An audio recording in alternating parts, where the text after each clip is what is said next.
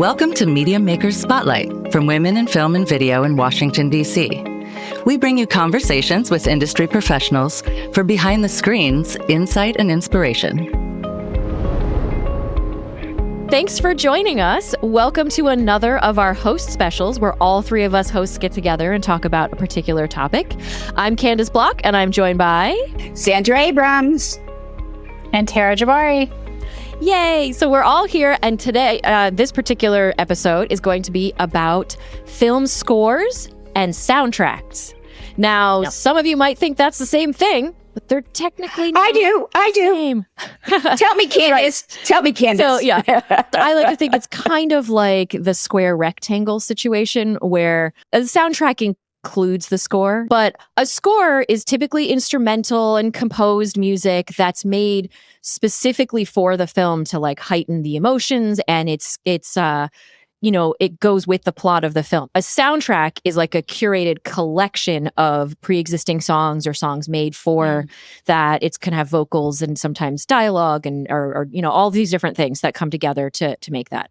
So ultimately, it's all like the music that accompanies the moving pictures of it, but a score is where you get like composers and there's specific film scores, whereas a soundtrack is where you get like a pop song or something that was put on a soundtrack. So soundtrack and scores, but you could get a soundtrack that has like some of the composed parts to it. So got it. Does that answer it? Does that explain more, Sandra? Yes. Thank you, Candice. That was very helpful. I'll probably still get it confused, but thank you. That's okay. I think most people do, and that's fine. When you get right into talking about scores, there's obviously names that a lot of us have heard of, some of the more popular composers. And I was actually talking with a friend earlier about this, and composers, like if you're composing for film, you get more known to the general public, but most people don't know composer names necessarily, or the wider public doesn't know, because films are a lot more accessible than usually like symphonies and, like different orchestral performances where composers are doing their work. So yay for movies and TV, giving that another avenue. And then also, that said, I'm pretty sure there's some really famous names that some of you will remember. Kicking it right off, some of the most famous film scores of all time are like Star Wars, Jaws, E.T., Jurassic Park, Schindler's List. I'm naming all those because those are John Williams. Those are all John Williams. Another really famous composer, Hans Zimmer. He's done Lion King, Gladiator, Inception, Interstellar, Dune. Like there's so many from all of these different composers. But there's some really other famous ones, like Lord of the Rings was composed by Howard Shore. There's Alan Silvestri did Forrest Gump and Back to the Future. Right. James Horner did Braveheart. There's Cliff Martinez did like a really electronic-y one for Drive. There's all kinds. But just some names, like the ones that you hear the most. Like honestly, I think I can't even count how many times John Williams has been nominated for score. 5 times, I think. Or go ahead. Way more than that. 5. Yeah, he won 5. I think he's been nominated 56 times. Yeah, it's something insane like that. Yeah. I just watched his documentary last week in preparation for this. Yeah, tell us about how that doc was. It was good.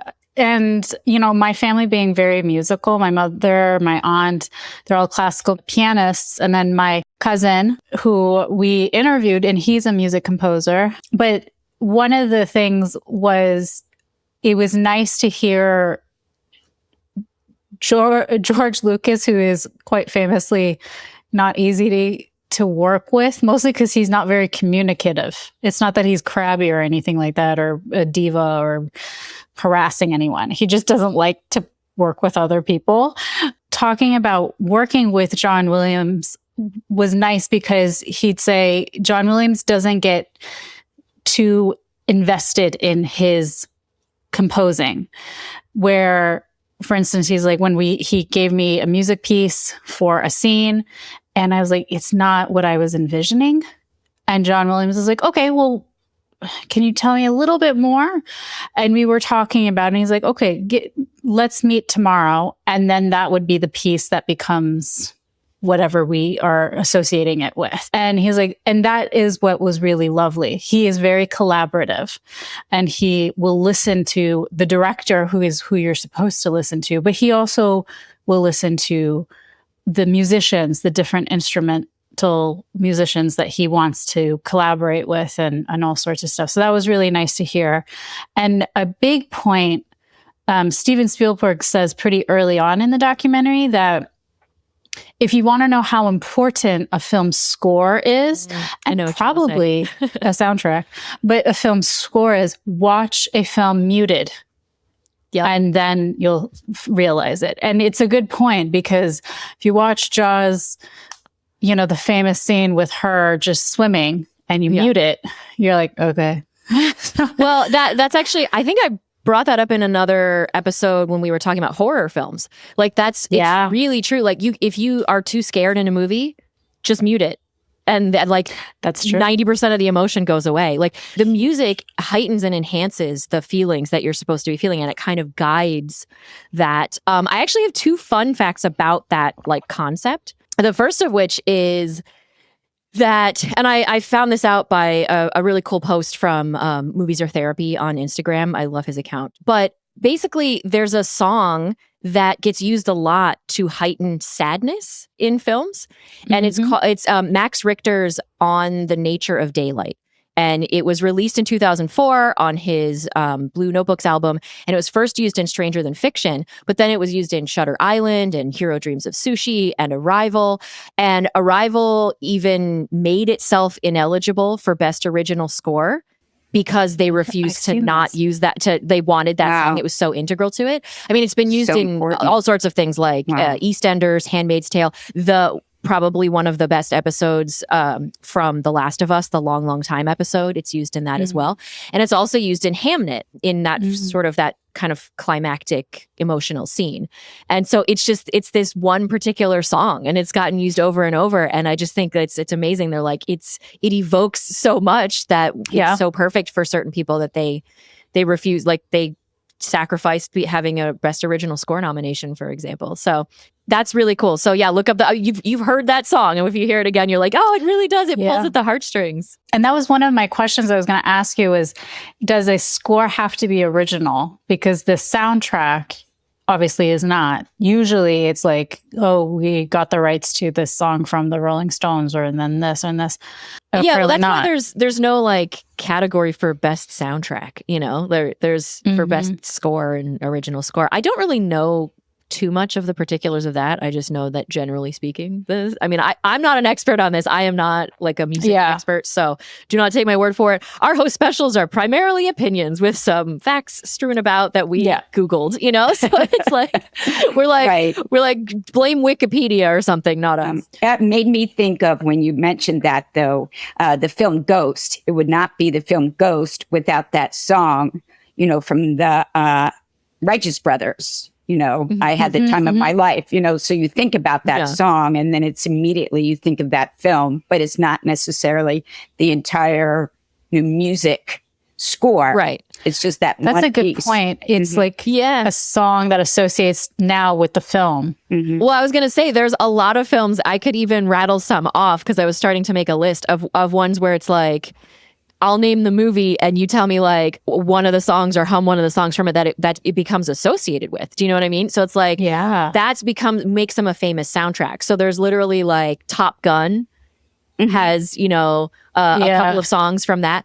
Pretty Woman has Pretty Woman. Pretty Woman. You know, there's all kinds of like Titanic. We know the song is associated with Titanic. Right. But that one is an original song for it, right? Right. I mean, sometimes songs are created for films, right? But then it's like on the soundtrack. But it becomes like really associated, like literally like Singing in the Rain, My Fair Lady. Like these things are done for that. Dirty Dancing. Like, oh yeah, absolutely. You only know those particular songs. They're like really associated. Now here's some of the songs. Well, also you know Patrick Swayze because he was very hot looking. Yeah. But anyway, go on. Well, in Dirty Dancing, Patrick Swayze sings "She's Like the Wind." Like that's him singing that song. And he sings some other songs in that. But there's so many, and like that's the thing. Like there's different soundtracks and things that you know growing up, or like I came from a not a musical necessarily family like Tara, but a movie loving family. So we actually had like scores and soundtracks that we would listen to. Like I remember we listened to like Robin Hood, Prince of Thieves and Braveheart and different Star Wars things and Indiana Jones and stuff as just like the musical scores, which like really enhance the appreciation of the films as well. And then there's ones that are more recent that I love too, like, you know, Garden State and Good Will Hunting are some of my favorite soundtracks. And Spider-Man Into the Spider-Verse has some great songs. Oh, and, such a good one. Right? Like there's so many. I mean, there, and like, yeah, it's just so many. I was just going to, Flashdance, right. But there's also times when the soundtrack actually makes the movie. You know, and I'm thinking for Saturday Night Fever. You know, that would not be the film that it is without that soundtrack. The movie Across the Universe that uses all those like Beatles songs and everything. Like it's, I mean, sometimes. Oh, speaking of Dirty Dancing, have you guys seen that edit where it's them dancing on across the aisles to Kendrick Lamar's song, and it fits perfectly? No. That's what's great about music. Like if it's the same tempo or whatever, and it's the weirdest thing. You don't think it will, and somebody figured it out, and they're like, or the Bill Hader SNL thing where he's a man in a box. And dancing. Yeah, there was like an Instagram account where he just dances to different music, and it just still works. Anyway, that's like that whole thing about pop songs, like how there's a very similar, like, I don't know musical terms, but a very similar, like, note progression or something in them. And so you could start with one, like, you could play that basic part and just start singing over it and do, like, 50 different pop songs. And to the point of it not that the sound, the music or the song would be too identifiable for the movie. I remember when the film Barbie was coming out, they immediately was like, no, the song Barbie will not be in it. Oh, like the Aqua girl, like I'm a the Aqua girl. They were like, it's not going to be in it. I already am going to tell you this now, and because they already knew it's such a famous song and it has its own message, and they're like, we have our own agenda with our own plot and stuff. We don't need that distraction. Which I was like, it's disappointing, but it's understandable because it would be a distraction if they brought it in. I mean, it depends on the mode of the film. And like, there are musicals, right? There's musicals like Moulin Rouge or Mamma Mia or even like those ones that you're talking about. Was so clever. Right, where it's like they incorporate it in specifically. So like that is part of it, you know, is the music is even more integral because like it's what the whole story is laid over, you know. And then you've got like all kinds of things like musical animated stuff like Beauty and the Beast or The Lion King or whatever, where they've got soundtracks and as Shrek. well and themes. Yeah, but then there's also like the songs that get like made, and then there's like the whole all the Trolls movies that were like it's about music and stuff, and there's new songs that come out for that, and you have popular artists being asked to do songs for things. And like speaking of Barbie, like Billie Eilish and Phineas were asked to make that sort of like the heartbeat of that film to make that original song for it. I had listened to another podcast, Buried with Films, with Brett Goldstein. Maybe one day we'll get him on. He had Elizabeth Moss on. First of all, I would like to point out, she was saying that if you ever watch The Lion King, it only has 6 minutes that is just happy. And I was like, thank you very much. Vindication for the animated episode for Terry. Anyway, they were saying, what's a special film and stuff. And so one of the films that really stood out to her is the Baz Luhrmann's Romeo and Juliet. And she said because of the soundtrack. And it showed her how a soundtrack and the music could really elevate the story. Particularly for her, she uses the example of when Romeo and Juliet see each other for the first time with the fish tank and the song in the background. And if it wasn't that song and if it wasn't that voice and all that stuff, it really would not have been such a big, now we understand love at first sight. Yeah, no, that makes me think of, you know, I really like Sophie Coppola did in 2006, Marie Antoinette. And she used a mix of classical music, but in guitar and electric music, and of mixing that together for the music. And one of the songs is Bow Wow's I Want Candy.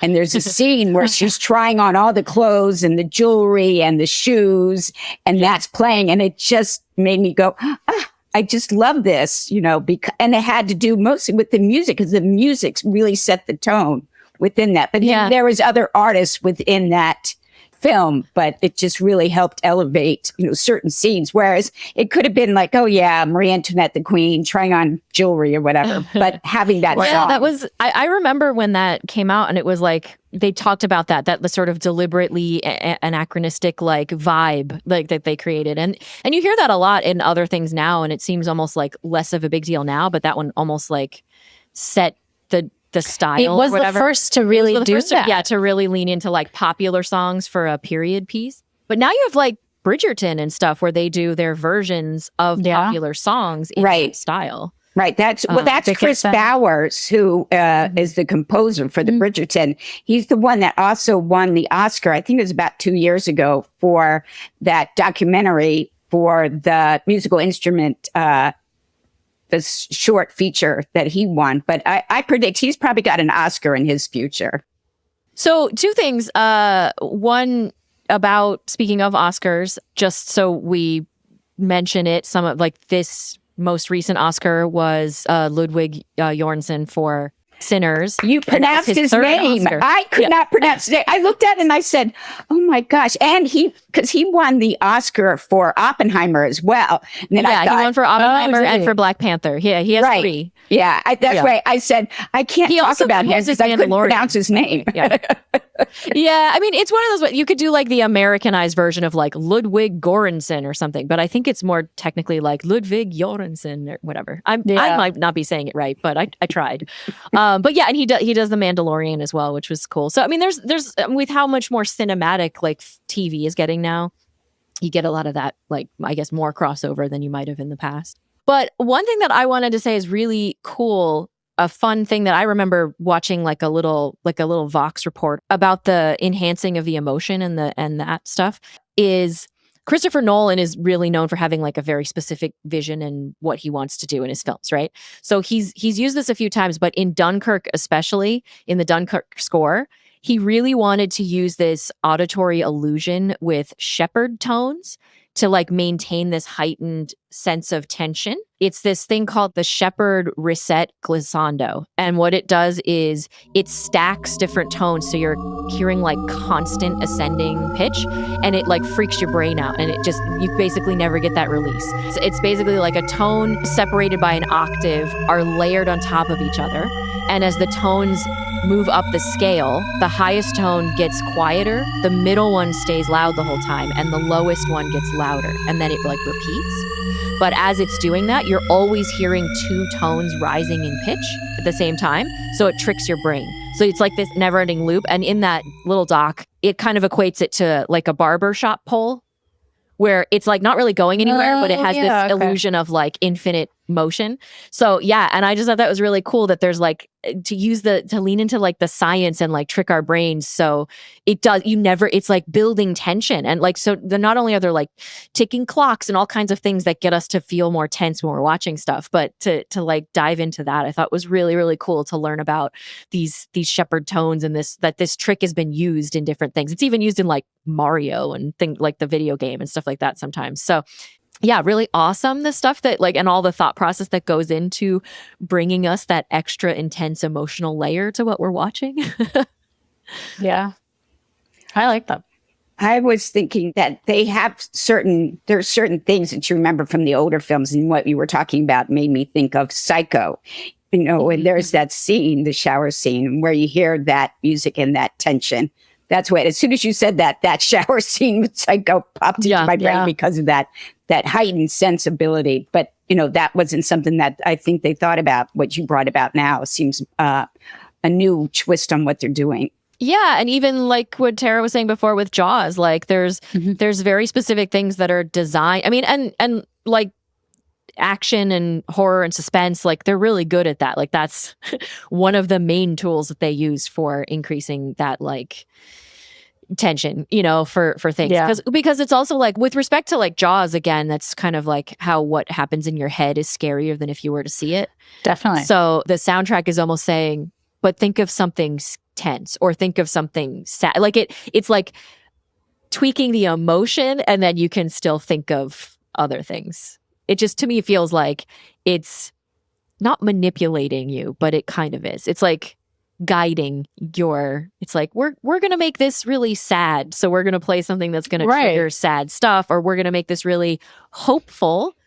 And there's different sounds that are corresponding to all these different feelings, like joy and like fear and tension. Those notes that have to, and it goes back to your example of the same piece being used in all sorts of different, from Arrival to The Last of Us, from all sorts of things. They're like, this speaks it. Yeah, it really is incredibly like heart-wrenching, that song. And there's songs from different soundtracks that get used again in like previews for other movies and clips and things, and soundtracks get used in social media to enhance things here and there. And it's like more than people might realize. I think it's too often underappreciated, like that most people will maybe know the main popular song on a movie or whatever, but they might not know any of the composers other than the couple that do everything, that do so many, like John Williams and stuff.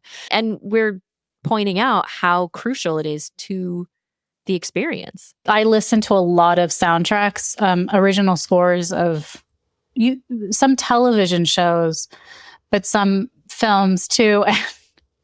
One of my favorite, mostly for running. And I said, if you ever need to go running, listen to the soundtrack of spy films or spy shows like Alias.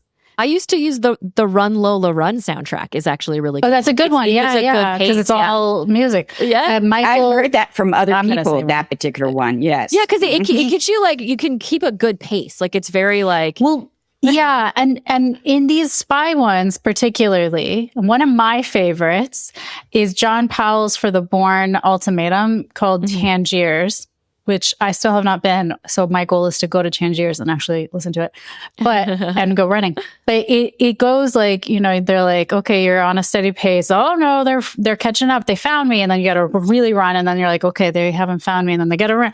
Like it's a good way to get your heart rate up and then calm, which is what you're trying to do on certain days of your training, probably. Yeah. So I was like, that really helps. Alias is a great one. Game of Thrones always is a good one.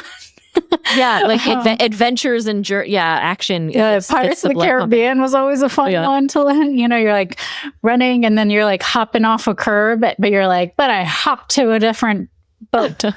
Yeah. I mean, honestly, just kind of leaning into that, I'm remembering I watched so many interviews with different people in filmmaking, a lot of actors and everything. And so many of them will have like a soundtrack for that character or that production or something, or certain songs that they'll listen to like ahead of a particular scene or something to get in the headspace for it.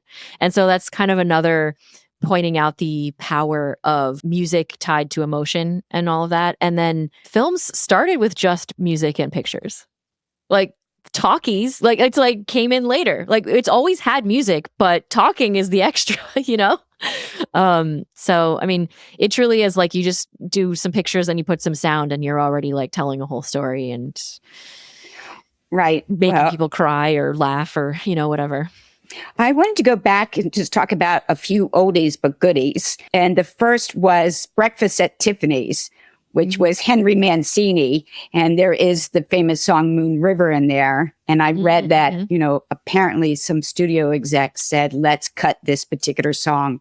And Audrey Hepburn said, absolutely not. And then as it turns out, Henry Mancini ended up winning the Oscar, I think it was 1963, for Best Musical Score for Breakfast at Tiffany's. And that film was directed by Blake Edwards. And then he went on to work with Blake Edwards, and he did the music for Pink Panther. And I think we all know, as soon as we hear that song, we know it's Pink Panther, it's Peter Sellers. Yeah, it's like you can't separate the two. Like they have to go together. Right. You have to do the song. Right. But one thing I thought was really interesting, I read that Alfred Hitchcock hired Henry Mancini to do the score for his movie Frenzy. And then Alfred Hitchcock fired Henry Mancini and said the music that he composed was too macabre.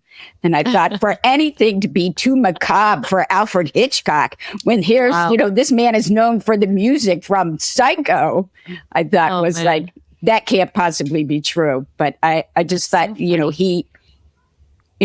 again, music that we always think of. And again, talking about TV shows, I think in Mission Impossible, we all know, again, that theme. And then as soon as we hear it, that theme was done in 1967. And then here it is, 2026. And we're still, as soon as we hear that, we think of that movie. Yeah. But we now think ties the whole franchise together. But it ties it all together after all these years. And you have that with Bond as well, James Bond. I was just thinking that. Yeah, it's like it becomes... That's the consistency. It always had to have that. And it does. I mean, we have so many things that become longer series, and like you mentioned Lord of the Rings, and there's like Harry Potter and all these like longer multi-movie things, whether it's like the exact thing or the same composer or somebody to have that same like feel and tone to stitch it all together, Well, that's when in John Williams did the first 3 Harry Potter films, but he didn't do the rest of them. And he is the sort of blueprint for the rest of the films. We saw a trailer for the new Harry Potter show, but I'd be like, but are you going to keep the opening thing, the little twinkle sound? I don't know, because it seems sad not to. But yeah, it is an interesting point. Music is such an important aspect of it. And so do you guys listen to any pretty regularly? Like of the soundtracks anymore? Yeah. I used to listen to more. Like I really listened to the Garden State soundtrack a lot. I love that movie. I'm going to have to go back and listen to it. Thank you for that reminder. No, that was great. I mean, and there's really good ones. I think, honestly, part of the reason I don't listen as much now is there's so much more new stuff that it's like I'm constantly just watching new things, or I'm catching it again if I'm like relaxing and there's a rerun of something or a film I'm watching again, and then I'm kind of hearing it by watching the film again. But I do kind of miss that. That's actually a good point. I feel like maybe I should pop on a soundtrack or something while doing something. Maybe I actually will start running again if I listen to the Run Lola Run soundtrack or something. You should listen to Tangiers when you go running. I'm just saying. Yeah. I don't even remember what happens in that movie. I just know Tangiers by heart. Yeah. I should listen to some of the old ones that like my family kind of, that makes us feel about our childhood, like I asked leading up to this, I asked my brother and my sister, I was like, hey, do you remember what soundtracks and movie scores we would listen to growing up? And like, because in my mind, I'm like, didn't we listen to like the Robin Hood one? And I just asked them blank, and they both said that. And I was like, yes, I wasn't crazy. That is one that we listened to.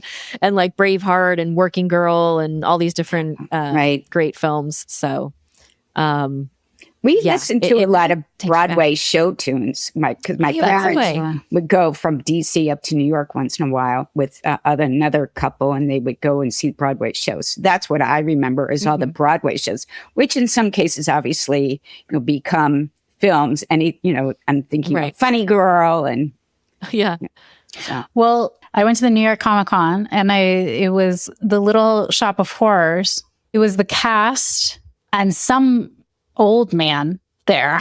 And I was like, okay. And I had to come in late. And I was like, all right, who's this guy who keeps yapping on? So they just kept letting him talk and talk and talk. And he seems very sweet. But I was just like, okay. Side note, Thomas Doherty is the guy who is the main guy.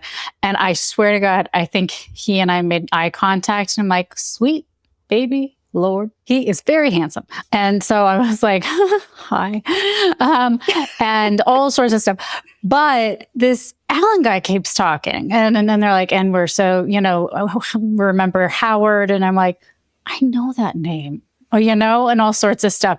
In the end, they move on. And I go and I Google Alan Menken and Howard Ashman, well, right? He did all the Disney, right? He's well known for all the Disney films. I didn't realize that. And I'm like, what the hell? This guy was my childhood. So, and I texted my friend and she's like, it was wasted on you. But yeah, he did The Little Mermaid. He did Beauty and the Beast, which we have already mentioned, on all sorts of stuff. But he was talking about that The Little Shop of Horrors was really his first, him and Howard, who had died in the early 90s, unfortunately. But they really wanted to work in musicals and in theater. No one really was giving them a chance. Little Shop of Horrors was their opening. And as it kept getting successful and all sorts of stuff, they were able to grow from that and eventually start the big musical movements of what Disney became in the 90s, and how important musical and theater is in the art, and the arts are for children and for people and all sorts of stuff. It was very, very interesting. And I just replayed the whole hour all over. And I'm like, oh yeah, that does make more sense now that I know who he is. He did have really nice gems. I just didn't understand who he was. Yeah. You missed that little opener to get the context. No, but that's so true. Like our childhoods, as you were saying, you know, like there's especially, I mean, we're all different ages, but we all kind of went through different, you know, eras of these different films where, you know, you remember it because of the songs that are associated with it more so than the visuals, you know, even on some of them. Like all these Disney films, it's like I could sing all the songs from it. And that's the thing, like musicals. Obviously, musicals are going to have great soundtracks. Like Let It Go, Let It Go. Yeah. Right. Frozen is huge. Like and then there's also like Hamilton, you know, like and things that where the soundtracks of these things become really big and people listen to them over and over. And there's lots of plays and films. But yeah, I mean it's music and the songs that are made specifically for it it's amazing because it's storytelling within the songs a lot too. It's storytelling whether or not you have lyrics, you know, still. That's very going back to before talkies, that's why they would use the music. Yeah, and like these songs, you know, like the one that I said earlier where it's like people are like, you're going to make people cry if you use that song. And apparently like even in that Hamnet, they were maybe going to make that final scene quiet and then Jessie Buckley was like, why don't we use this song? Or I don't know the specifics, but it really landed well. And then sometimes people will like not finish a film if like the song feels wrong in the right place. You know what I mean? It's so important. There's like all that little elements that go into it. But I think something like making sure the song is right is even more integral than sometimes like, is the color grading exactly how we want it in that scene? Right. Which helps too. I mean, it's all very important. I'm not trying to belittle. Right, but anyway. Going back to Steven Spielberg's point, how integral is music? Watch something on mute and you'll understand because it really does shift the whole point of the mood of it. Is it scary? Is it tragic? Is it happy? Is it, you know, all sorts of stuff, right? So that's I think if anything, it's the finishing touch. Yeah, music is like the emotional soul of a movie. Yeah. Because you'll leave the theater singing those songs. I was thinking there's the 1942 Yankee Doodle Dandy about George M. Cohan. And, you know, you'll leave the theater singing the song. Just like scent is really strong tied to like your personal memories. It's like sound is really will draw you right back into a movie and then the plot that went with it, you know? So yeah. But anyway, speaking of that full circle, I think is that we full circled a bit for this. We shared some facts, we shared some things we've listened to. I hope people listen to more stuff or watch more stuff with more appreciation for the music. Or if you like a soundtrack, look up the composer and you know, like learn more about that or see if you can find the score as well as the songs that are most popular on it. And this has been fun and we'll see what we end up. Sandra has a great idea for what we might do on our next host special. Do you want to share what we might do next time? let's do favorite lines from a film. So many great one-liners. Yeah, very, very important one-liners. Like the one-liners, yeah. So we're going back, we did the finishing touch. Now we're going back to the original, the script. Yeah. I mean, it's all important, right? But right now we were just highlighting the audio and yeah. All right. Well, thank you so much for listening and hopefully join us next time. And also check out all of our other episodes. Sometimes we are talking to composers, as Tara said, and, we talk to people that help make the music happen. I think in the, talking about the Billy Joel doc, I think he does his pop songs, but he also does some composing that is less sure. So he's got some more. Because also he listens to a lot of classical music. He listened to all sorts of stuff. Yeah. So, sure. Yeah, definitely respect all the genres of music, people. Give it all the love that it deserves to keep it going. Yep. Thank you all. All right. Bye, everyone. Thanks very much. Thanks for listening to Media Maker Spotlight from Women in Film and Video.